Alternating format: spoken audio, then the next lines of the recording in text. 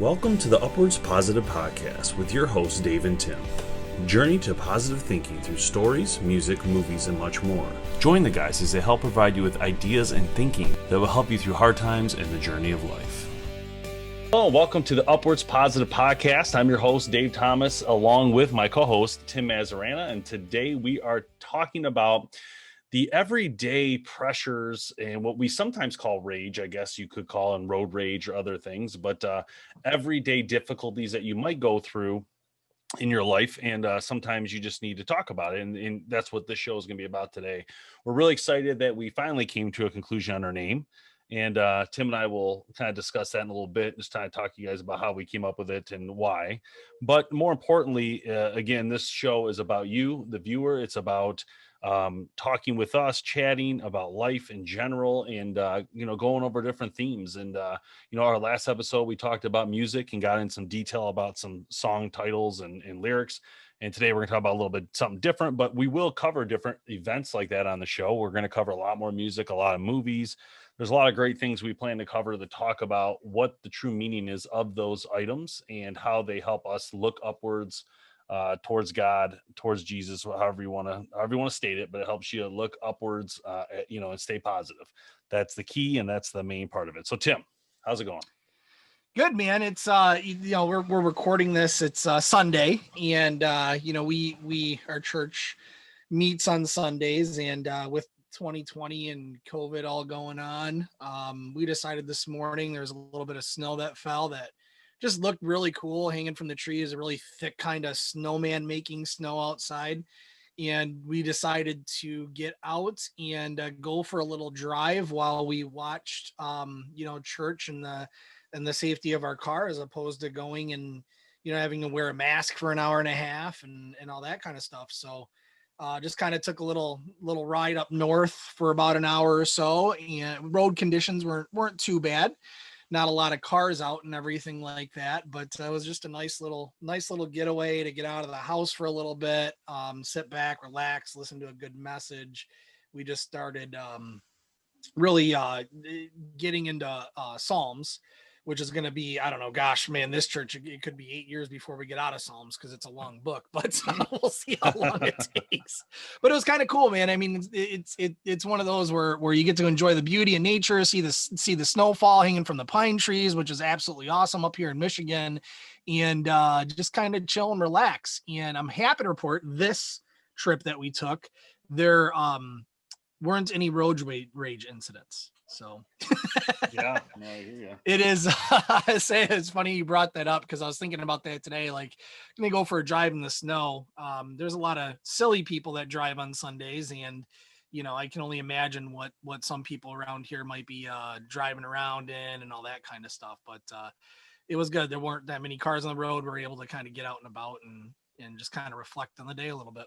Yeah, good. Yeah, I was thinking about road rage the other day, and I don't know why, but I was thinking about it because I thought, when you feel like a road rage scenario or someone cuts you off or you feel that need to be upset, I started thinking about that in detail the other day, and about it maybe a year ago, I forgot what I have actually told myself. So about a year ago, I said to myself,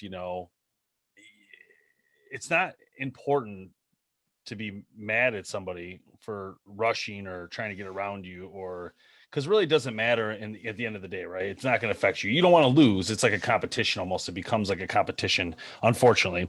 And mentally you're thinking this, but then I started thinking about it in more detail, and I thought, I don't know what that person has going on. Maybe they do need to cut me off. Maybe they have to go get to a dying parent. Maybe they have a kid that's in harm or in danger. Maybe, we don't know the circumstance to why they're riding our tail. Now, yes, they could just be a jerk and, they just, that's how aggressively they drive, but that doesn't mean it should change me and how I perceive what I'm doing right and wrong. Right. And I think people sometimes forget that. They don't think about, they always think they're in the right and don't look at it from the perspective of someone else's point of view. And I think that's one of the hardest parts about anything in life is just really taking a step away from yourself, put yourself in someone else's shoes and understand.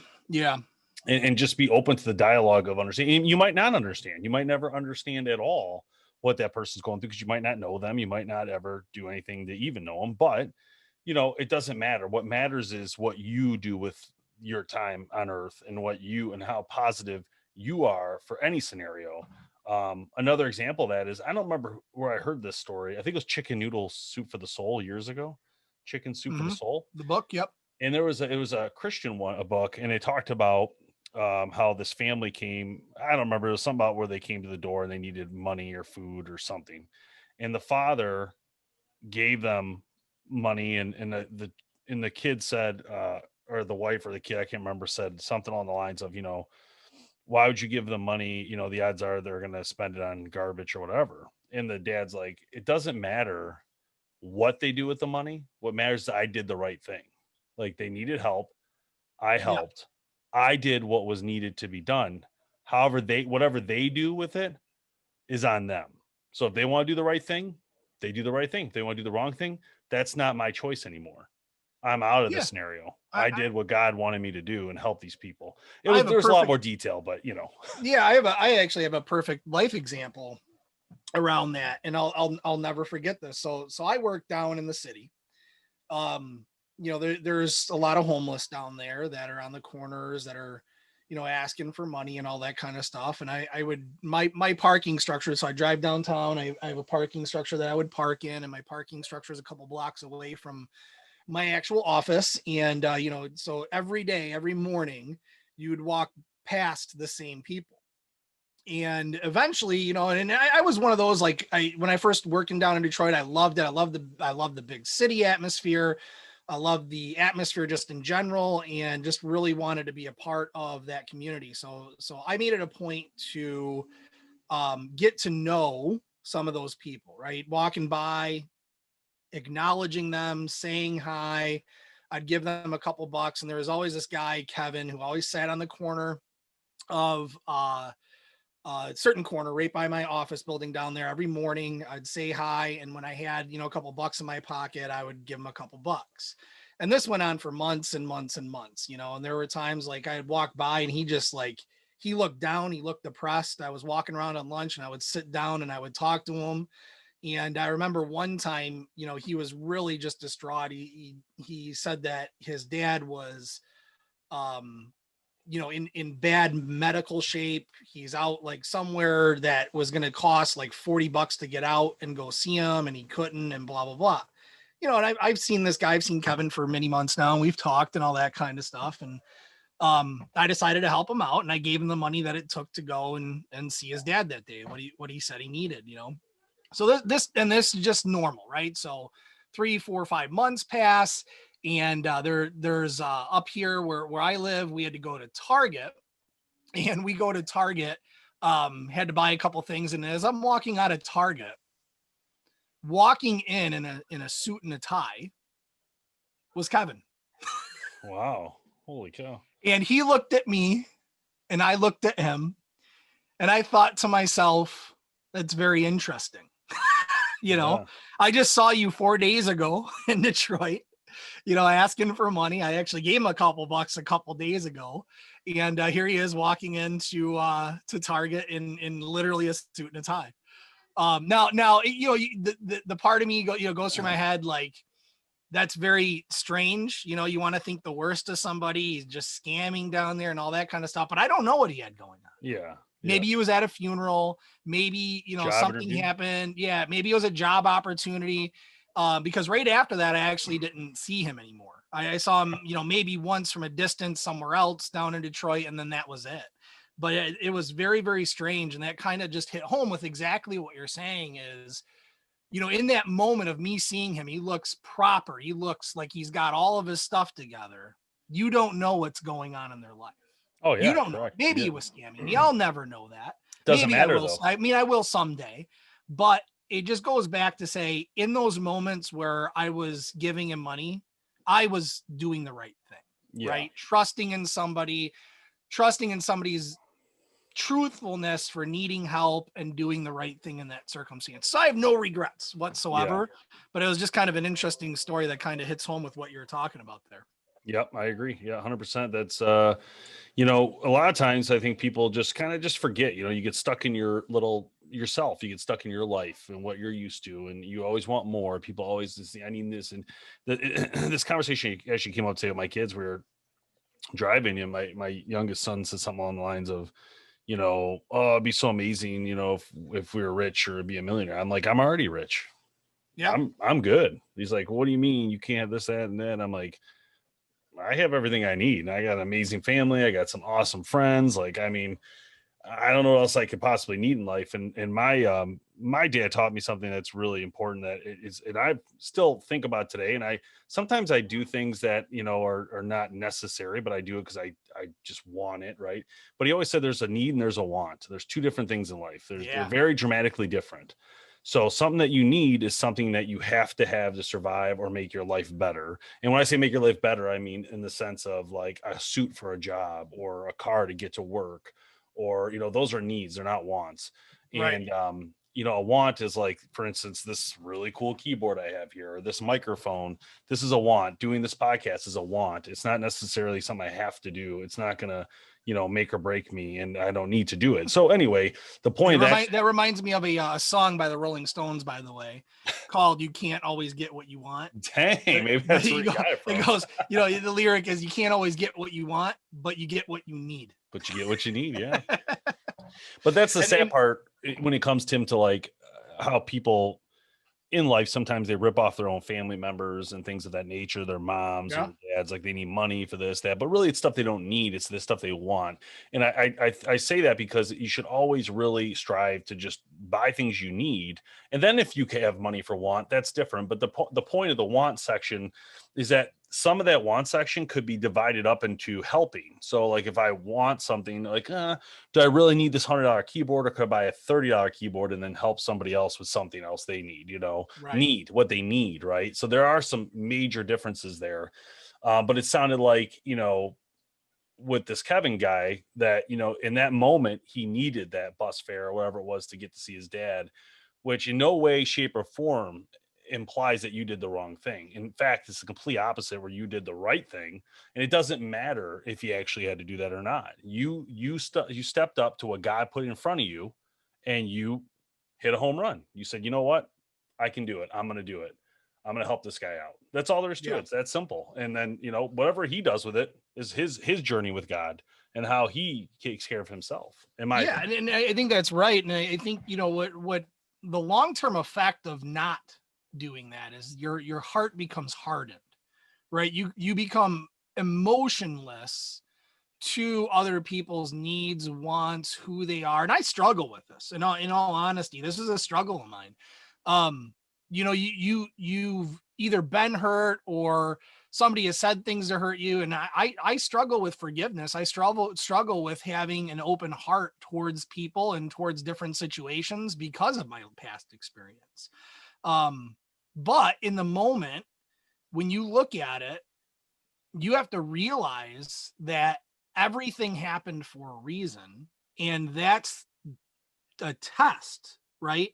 You're in this world, and in those moments where you feel hardened and that you're shutting down to people because of certain things that have happened in the past, that's a test to see what direction you're going to go.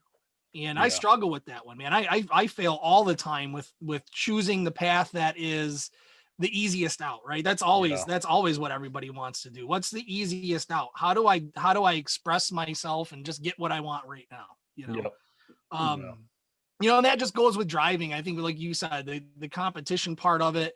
I look at it more like, and I struggle with this too, of me just playing the dad role, and hey, they need to know what they did was wrong, but that's true. I gotta get away from that a little bit. And because I'm not their dad, I'm not in that role, and I'm called to be an example to other people. That's true. And sometimes, Tim, it sounds weird. And this is kind of takes us back a little bit to Central, when we used to go to school together, Central Michigan. And I sometimes I think of things in the opposite. Like if I see a younger person driving, I try not to think of the things like, oh, look at that punk, or, because I try to think back, and I look back and I think of you and me, and I think of what we did. You're driving at Central in the back country, and it was a lot of fun. And I feel like That was I scared? Yeah. I mean, like going 50, 60 around a dirt turn was scary to me, but am I glad we did it? Yes, I am. But I also would have been, we never had adults come and say, you can't do that, or you know what I mean? Like, Right. or get in our face or chase us down, or you know what I mean? Like, those are the moments where I think you gotta let kids be kids. They're gonna do some stupid stuff, and there's no doubt about it. I mean, they're gonna have fun in what they think is fun, and they're gonna do things that are not what you would think fun, but you think differently now than you did then. That's what I'm getting Right. at. It's like our mindset is 40-year-old mindset now, whereas before it was 20-year-old mindset, right? It was a You completely have that different. life experience. You're not in the moment of gaining it, right? Like we Correct. were back then. We needed that though, Absolutely. and that's what I was getting at. Is the kids Yeah. they need that kind of stuff, and yeah, they might be rude to you or they might treat you bad, but that's the thing about people that for me it's always been the same. I don't care if you're a billionaire or you have nothing. I'm going to treat you the same. Like I just am. Yeah. Like that's me. And one of the best things about for me at least was when I worked at Enterprise Rent a Car. That was a great experience. I literally went from picking up people had no money who were paying in cash in downtown Detroit to picking up people from Bloomfield and all these high rich society areas. And so you're mixing with both these type of people the whole day. And the one thing I learned is that people are people. They're Yeah. gonna laugh, they're gonna enjoy the same way. Money means nothing in the gist of real life. All it does mean is that what you can afford and what you can do and what you can't do with some of the fun stuff in life, but it has nothing to do with what God put you here for and you yourself. Like honestly, like a lot of these people, we just watched a movie. Excellent movie. Recommend everybody.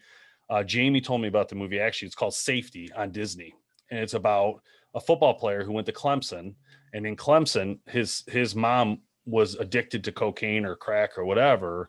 She went to they put her away to get better, the state, and the youngest son was left home alone, or he had to go to the system. And so instead of that, he hid the kid at Clemson in his dorm room while he's playing football for Clemson.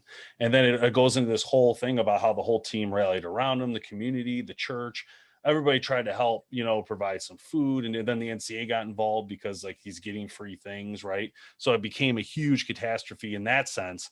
But in the end of the day, everybody did the right thing. And this guy and his son, his kid, his brother, I should say, were taken care of by the community. It was a beautiful, excellent, and it's a true story. This is a true story, which made it even better. But it really like made my respect go up very highly for an organization like Clemson, who, to be honest, I've always just liked their jerseys, know nothing about them. But, after watching that movie, I was like, wow, I mean, these people really stepped up. And they said that in the movie, they said that he's like, why are all these people helping me? He's like, because you're family, you're here, you're at Yeah. Clemson, you're part of our family now, everybody. The whole community. It wasn't even just like the football players. It was like even students were helping where they could watch help the kid get to school. And it was just amazing event. Yeah. I love watching that kind of stuff. And there's not enough of that out there. You're bogged down with all these TV shows and, the Netflix age of things where it's instantaneous entertainment. And there's just not enough of that purity in I think a lot of the entertainment that's out there right now, right? I mean, I think that's part of why we're here, why we wanted to start doing this type of thing, is to share our experiences, our life stories, and just our thoughts on different aspects of life and being positive and moving upwards. With everybody, because there's not enough content like that out there. And we didn't want to be another podcast that, was out there just to preach or read Bible verses or anything like that. We just wanted to share real life. Here's who we are. This is what we think, kind of stuff. So, and experiences. Our experiences. So, and your experiences, comment below on experience. Join us on the show. Tell us you want to join us. I think that would be great if we had, if there's anybody out there that wants to share their life experience, their testimony, where they are, how they got where they are, that would be phenomenal for us to be able to share your story with everybody else. So please let us know. Yeah, that's excellent. Speaking of why we're doing this, we spent a little bit of time this week looking at just kind of our image that we wanted to put out there, right? Our new logo, if you will. We went back and forth, several times. I don't know if you want to, can you bring it up on the screen? Maybe, is that easy or no? Let's just pretend it's there because it'll be there in the post editing. Yeah. So gotcha. No, that works. So when we went back and forth, first of all, Dave is a great designer. He does a lot of computer work and is able to move through this stuff kind of quickly. And he sent some samples, initially of what it looked like. And it's great. I mean, basically what you're looking at is, or if you go online and look, is, just a bunch of triangles from what it looks like, pointing upwards. We just wanted to represent kind of that upwards movement, that upwards motion. For me, I wanted it to look more like mountains, right? I wanted it to look outdoorsy nature, really where I get into God, where I see the beauty in this world is when I'm out in nature. I absolutely love being out in nature in doing that. And it just kind of flowed from there, man. It was, I thought it was a kind of an interesting kind of back and forth that we had on the phone, just kind of talking about what looked good and why and what colors and all that kind of stuff. But I think the result was pretty good. Yeah, I was happy with it. I'm really happy with the name Upwards Positive Podcast because, again, we wanted to make sure we were covering a couple bases. Number one, we're trying to always look up, look vertical, look upward, however you want to say it. It doesn't really matter. The point is we're trying to look upward and be positive about life and bring back something special. And this logo, at the end of the day, when I had to finish off the ending of it with the guy with his arms in the air, I just loved it because I just want you to feel free. I mean, the whole point of this conversation with you guys and with ourselves, even for ourselves, is to have that feeling of freedom and, have that mountain that you're going to overcome. Right. And there's so many great stories that we're going to get into on this podcast that we haven't even touched the surface of the stories I want to cover. There's so many ordeals in people's lives where they went through some amazing things and overcame that. And maybe some of them didn't overcome it. They died, but the story of their legacy overcame a huge hurdle for other people, like the Mount Everest expeditions. I want to talk about that. Yeah. I want to talk about what's the guy's name? The guy went to Alaska, lived in a bus and died out there. I mean, it's amazing stories, but have inspired so many more people to come, to make their lives about doing these things and trying to become that and learning and getting outdoors and, experiencing something. So the other day, Tim, I decided to take the 5D Mark V and go for a walk. And I was like, you know what? I'm going to take this good camera. I'm going to go out to the woods and I'm going to look around. Right. So I walked from my house to, there's a patch of public land that's by my house that it's owned by the city, but you can walk through it. It goes into the park. It's actually part of the park now. It just extends all the way to my area where I live. And some of the photos though that I took, I'll share on the screen and bigger picture for everybody, but just incredible snowfall. The snow was falling. Cool. It was really coming down and it was beautiful, but I did notice some things that I thought were really cool. And I living in a city, not a big city, but it's a big city, but not like Detroit, you get to see things like this on the walls and stuff under this bridge. Right. And this isn't like Detroit, this is like in the suburbs, but some of the pictures you come up against, you find are just like some cool stuff. Like this sign has like this green tint to it. And I was like, man, that looks really cool. That would look really cool with a good camera takes a picture of it and, kind of go from there. But once I got into the forest, it was just magic. The snow was coming down. It was literally like these kind of spots were just incredible. That's under the bridge looking out to the other bridge. You see two bridges.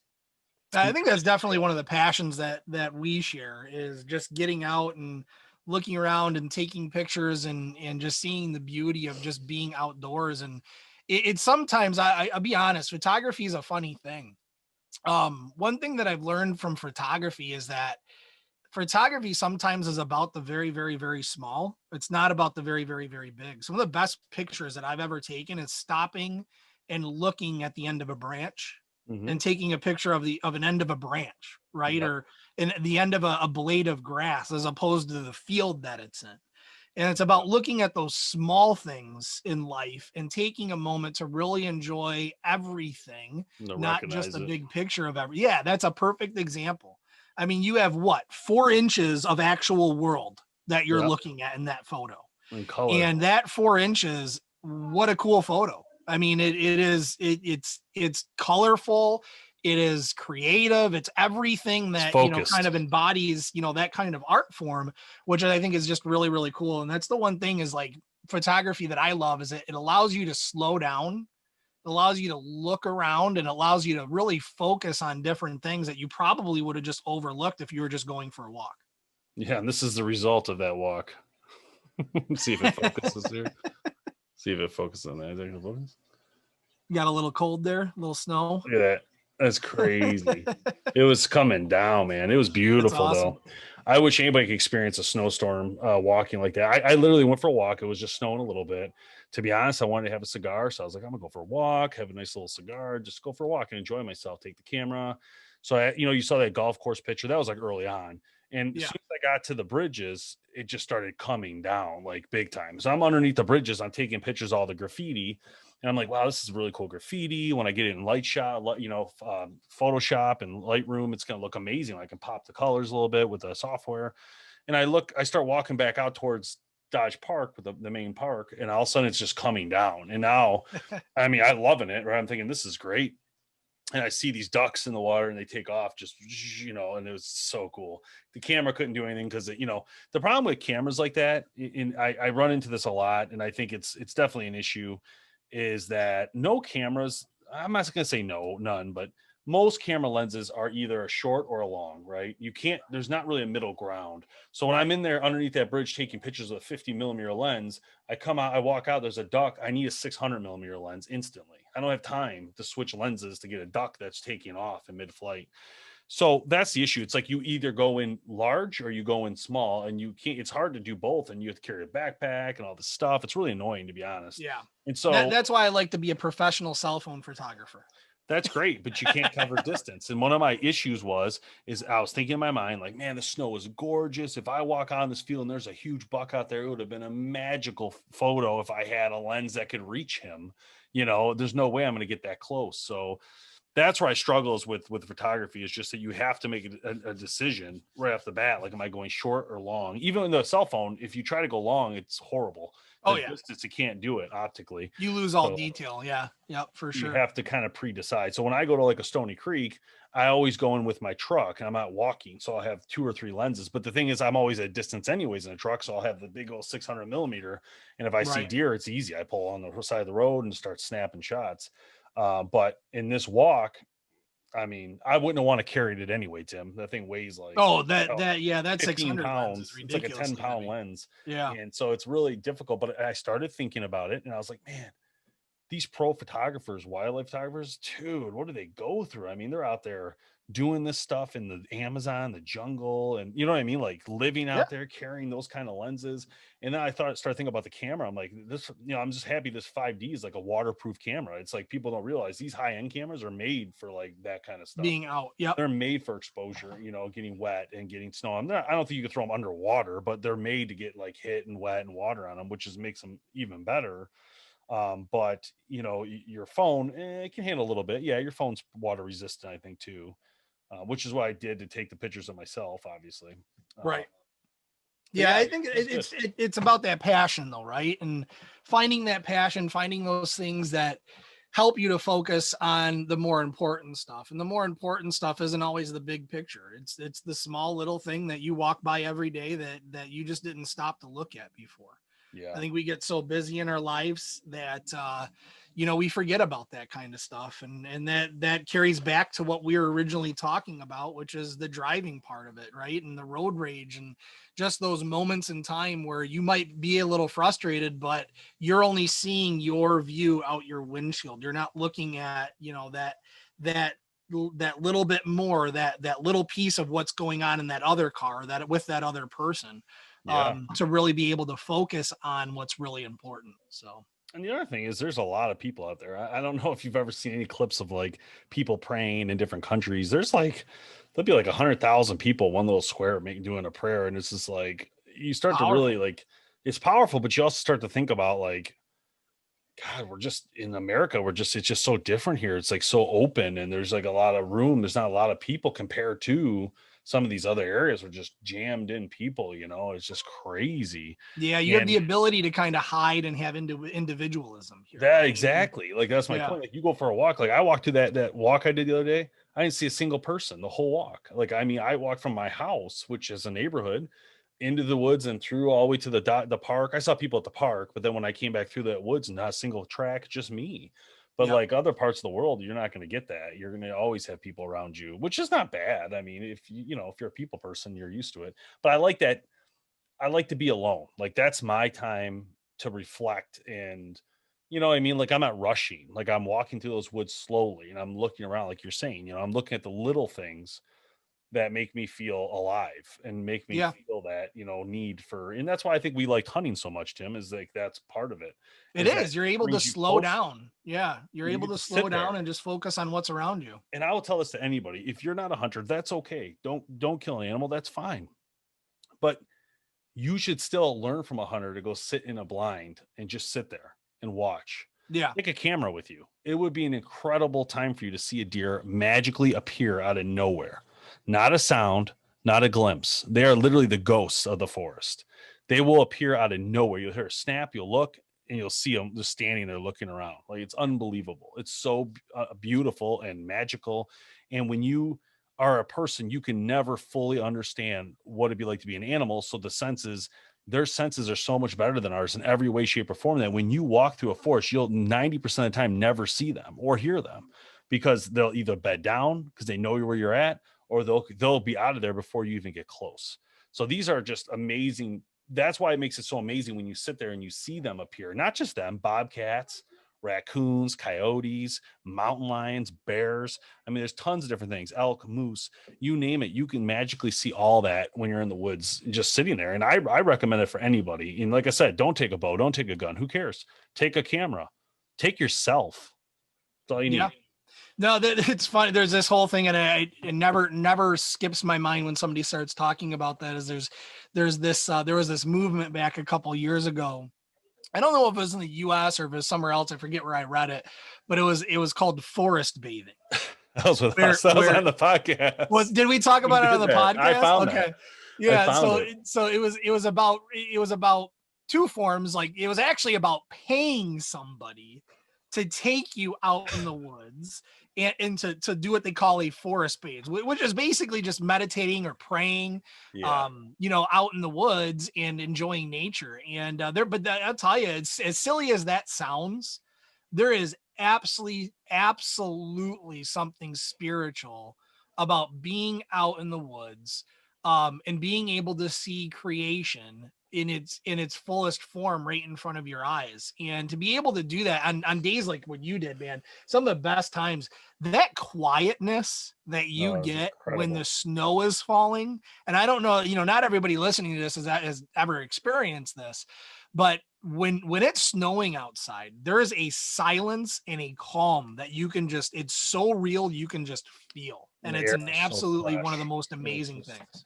and then in the morning when you're out there, if you go early, so let's say you got out there before the light comes, it's a very interesting phenomenon that happens that you sit in your stand, and as the air starts to actually comes down, so like it gets misty happens after, like as the sun's rising it pushes down and so it gets colder. It's a very Yep. strange thing. So you'll be there and it might feel like, let's say it's 40 degrees, you're in your stand, you're sitting there, it's pitch black. As the light approaches it gets colder and colder and colder and colder, and then it gets warmer again at some point. But I'm just saying because that moisture comes down onto you, so now you're not just dry. You got this wet blanket slowly coming down onto your body that you weren't there before. So all of a sudden your fingers and your toes, everything starts getting a lot more colder faster. You're like, Yep. what is happening? And I used to be like, what is, I don't get it. I'm out here, I'm feeling good. I'm in my stand. It's 5 a.m., and I'm warm. I'm not even cold. And all of a sudden, as the lights come and I'm getting colder, it's like, what is happening? It's crazy. But it's funny to Tim and I, the forest bathing idea, because we are outdoorsmen. So we're used to that. So the idea that someone would pay for someone to take them out there is funny to us. But to you, it actually might not be. It depends where you live and what you do. I guess I didn't think of that, right? If you're living in the city and you're used to being in a city, a big city, this might not, that actually might be something you need help with. And hey, I don't recommend just going anywhere without knowing what you're doing. So I don't necessarily disagree with hiring somebody to help you just to make sure you're doing the right stuff. But I would recommend, if you're going to get out in the woods and you don't usually ever do that, or you're not used to it, consider staying on some sort of main trails, right? Have your phone fully charged, bring an extra battery thing behind you so you can plug it in if you had to. Stay on the main trails. Do not go off any shoots if you don't know what you're doing. So don't rely on your phone. That's a big deal. Take a compass, learn how to use a compass, learn how to use a map. And you can use your phone, but I'm saying you can't rely on one source. That's always a huge error people make, relying on one, because you might lose service. If you lose service, you got no compass, you got nothing. you're in trouble. So yep. And it sounds silly, but there's definitely life experience there when we talk about this kind of stuff. I mean, I've been in situations where, you don't know what direction to go in. Correct. And you start to freak out a little bit, and then you got to slow down and just remember that you came prepared for that kind of thing. So, but it is, I mean, obviously there's places to go, like where Dave went in this world where there's a trail, right? The trail is going to lead can't somewhere. Get lost. Yeah. So there's plenty of places to go and enjoy and be out in nature and really get out and about and enjoy it. And that's something else that we'll talk about on a podcast is my one of my biggest passions, which is camping. I love camping. I love taking the family camping. We do a lot of really long trips each year. I typically spend about 30 to 40 days out camping each year. And there's reasons for that. There's reasons why, we don't spend big money on big vacations because it just doesn't do what we need it to do for our souls. So more to come on that, but there's definitely something to being out in nature and just respecting it and loving it. Yeah, no, I agree. And I was going to say real quick from the past conversation, geography plays a big role in where you're going. So if you just make sure you understand where you're going is all I'm saying. Like if you're going to a park, that's a local park, it's not a big deal, whatever, you know what I mean? But like if you're going to somewhere where it's an off-road, off-trail thing, understand the geography because you need to know what animals are out there. Is there bobcats or mountain lion? Is there bear? And how to deal with those animals in that situation. So, yep. But yeah, camping, Tim, can't wait to get into camping. We'll do that more in the spring though, when we can actually go. That'd be exciting. Yep, absolutely, man. I can't wait. That's one of my life passions. It has been for almost a decade now. So yeah. All right, guys. Well, thank you for listening to the Upwards Positive Podcast. We appreciate you guys. And I want you to know that this podcast is filmed in audio and video. So if you're listening to this in audio and you want to watch the video, Tim and I chatting or see some of the imagery we're talking about, you can check us out on YouTube and maybe some other spots we haven't decided yet, but we'll definitely be on YouTube and obviously in the audio section in the podcast. So thanks for listening and God bless you. Take care and be safe and have fun.